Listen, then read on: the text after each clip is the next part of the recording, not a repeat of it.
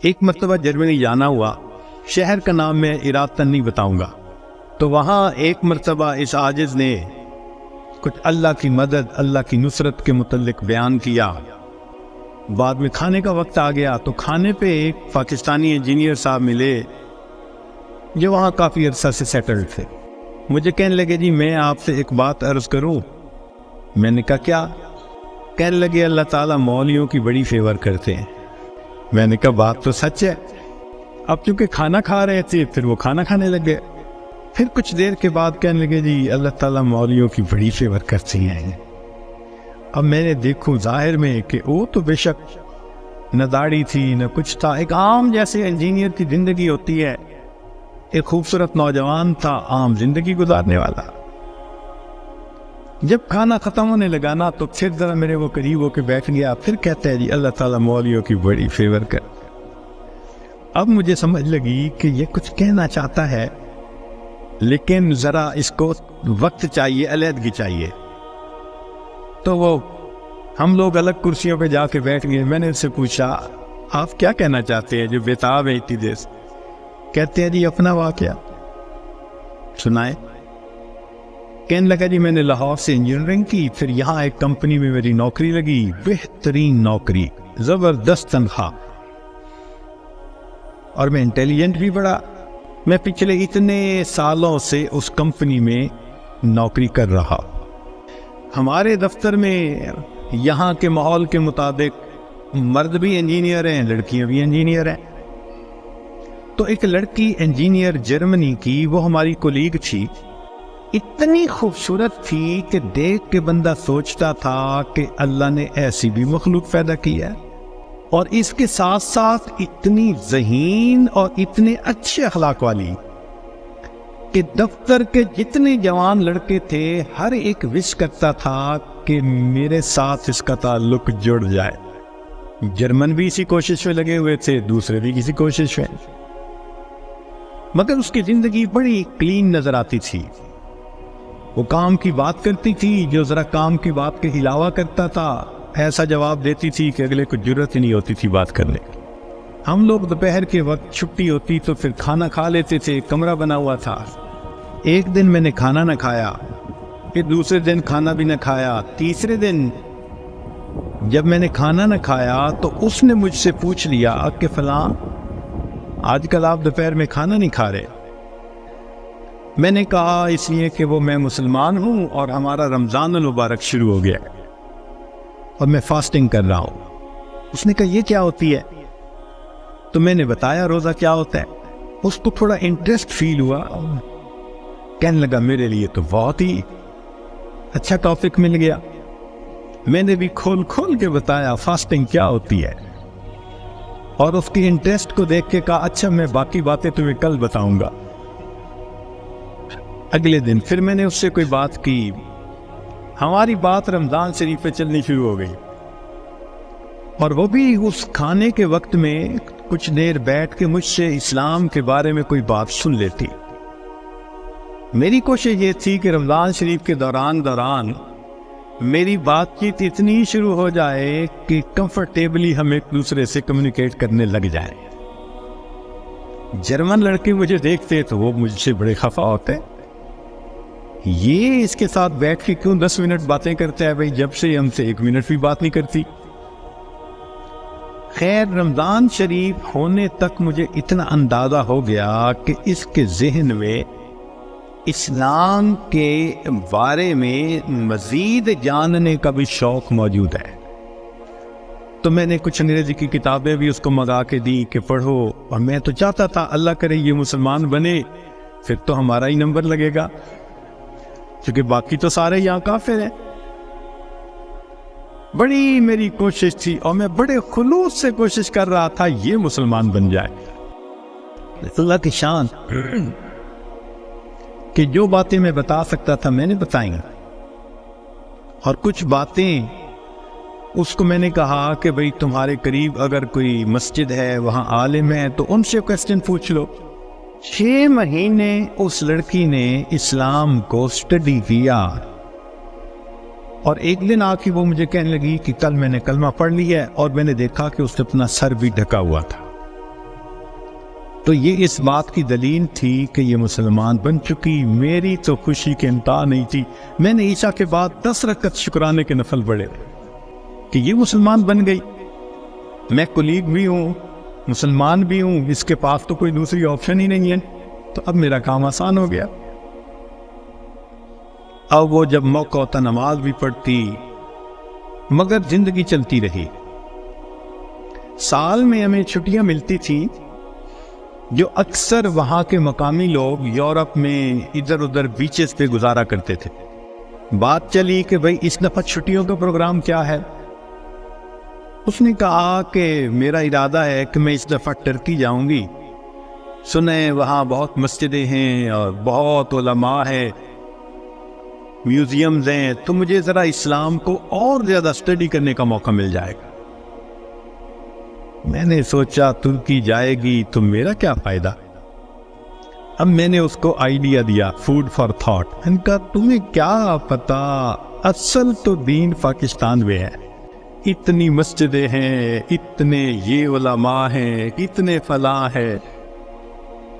اب میں نے ایسی سہانی سٹوری اس کو سنائی کہ اس کو لگا کہ اگر مجھے دین سمجھنا ہے تو شاید وہاں انفارمیشن زیادہ مل سکیں گی۔ اور ادھر میں نے اپنی امی کو فون بھی کر دیا، امی میں کوشش کر رہا ہوں کہ یہاں سے ایک لڑکی آ جائے پاکستان، بس اس کو پھر آپ شادی کے لیے تیار کرنا، یہ آپ کا کام ہوگا۔ امی نے کہا بیٹا بات ہی کوئی نہیں۔ میری بہن ایک ایم اے انگلش تھی، ایک ایم اے اکنامکس تھی، بہنوں نے بھی کہا تو ایک دفعہ لے آؤ اس کو، ہم اس کو تیار کر لیں گی، مسئلہ ہی کوئی نہیں۔ اب میری کوشش کہ کسی طرح یہ سفر کرے۔ 2-3 دن وہ سوچتی رہی، پھر اس نے کہا کہ اچھا ٹھیک، میں نے ارادہ کیا ہے کہ ان چھٹیوں میں پاکستان جاؤں گی، مگر میں اپنی ارینجمنٹس خود کروں گی، تم فلائٹ نمبر بس بتا دو کب جا رہے ہو۔ تو میں نے کہا ٹھیک۔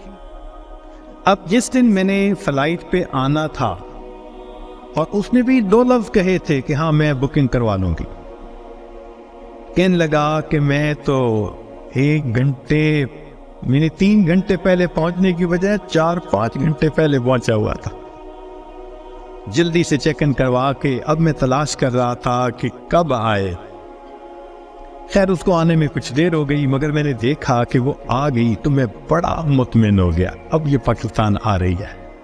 خیر جب پاکستان اترے تو میرے گھر والے رشتہ دار سب مجھے ریسیو کرنے آئے ہوئے تھے، تو گھر کی عورتیں اس کو بھی ملی۔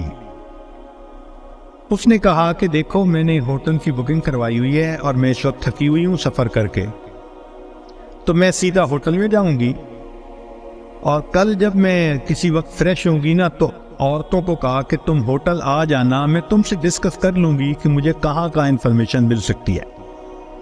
میری بہنیں اس کو دیکھ کے تو حیران ہو گئی، اور انہوں نے شادی کی ڈیٹ اور پلاننگ وہ بھی شروع کر دی۔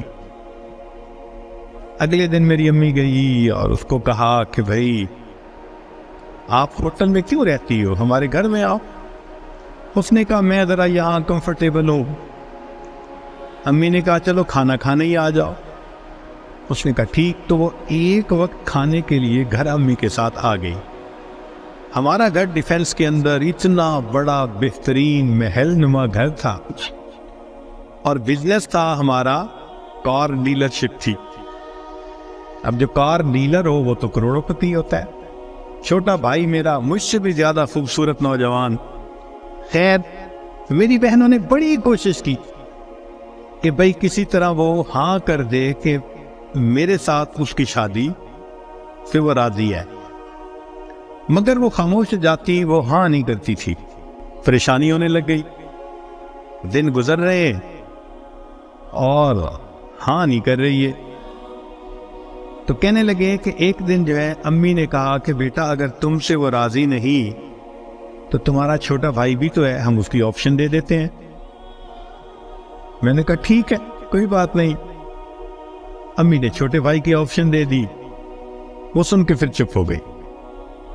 حتیٰ کہ آدھے سے زیادہ دن گزر گئے، فرض کرو 20 دنوں سے رہنا تھا تو 10-12 دن گزر گئے۔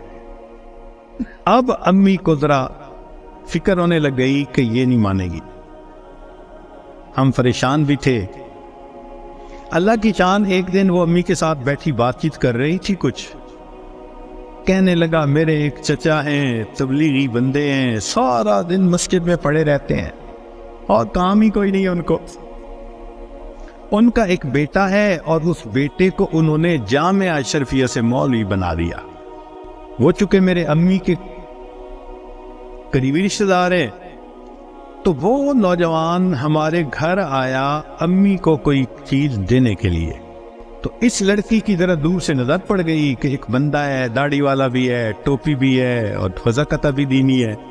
اس نے میری امی سے پوچھ لیا یہ کون ہے؟ اس نے کہا یہ میرے دیور کا بیٹا ہے، عالم ہے۔ اس نے کہا اچھا، میں نے جو کچھ مسئلے پوچھنے تھے وہ میں اس سے پوچھ سکتی ہوں؟ امی نے کہا ہاں۔ کہنے لگا امی نے وہ مولوی صاحب کو بلا لیا اور وہ مولوی صاحب آ کے یوں نگاہیں نیچی کر کے کھڑے ہو گئے۔ یہ اس نے ایک دو باتیں پوچھی، اس نے آگے سے جواب دیا اور جیسے روٹھا ہوا بندہ ہوتا ہے وہ مولوی صاحب چلے گئے۔ اس نے جاتے ہوئے اسے پوچھ لیا کہ بھئی اگر کوئی اور بات پوچھنی ہو تو آپ کا ٹیلی فون نمبر، اس نے ٹیلی فون نمبر دے دیا۔ ایک دو دن ٹیلی فون پہ یہ اس سے بات کرتی رہی۔ کہنے لگی کہ چوتھے دن ہمیں پتہ چلا کہ لڑکی نے اس سے خود بات کی، کیا تم مجھ سے نکاح کرنا چاہتے ہو؟ کہنے لگے مولوی صاحب نے جواب دیا میں ابو سے پوچھوں گا، ابو سے پوچھوں گا۔ اس نے ابو سے پوچھا، ابو نے کہا کہ بیٹا ساری دنیا مسلمان کے لیے اس کا ملک ہے، اگر تمہارا رزق اللہ نے وہاں لکھا ہے تم دین کی نیت سے جاؤ، اللہ کے دین کا کام کرو وہاں۔ کہنے لگا لڑکے نے ہاں کر دی۔ اگلے دن اس نے کیا کیا، وہ لڑکے نے اپنے دو چار رشتہ داروں کو بلا لیا، سادگی کے ساتھ نکاح ہو گیا۔ لڑکی اس کو لے کے اسلام آباد ایمبیسی چلی گئی اور ایمبیسی میں اس نے اپنا سٹیٹس دکھایا، پورا دکھا کے کہا کہ میں آئی تھی چھٹیاں گزارنے، اس کے ساتھ میرا نکاح ہو گیا ہے، کاغذات ہوتے رہیں گے، میں نے ہے 4 دن میں واپس جانا، کیا آپ اس کا ملٹیپل ویزا لگا سکتے ہیں؟